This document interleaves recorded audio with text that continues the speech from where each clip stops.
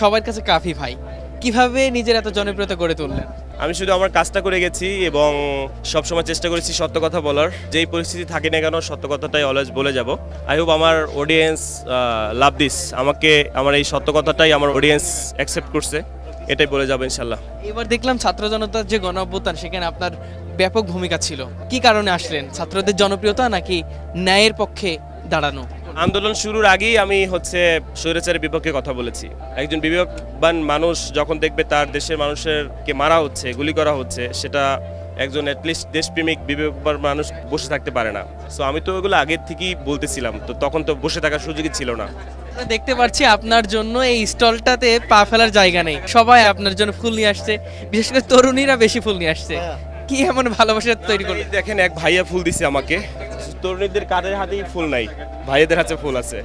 ভালোবাসা ভাইয়াদের থেকে বেশি পাচ্ছে। হ্যাঁ, ভাইদের কাছ থেকে বেশি পাচ্ছি।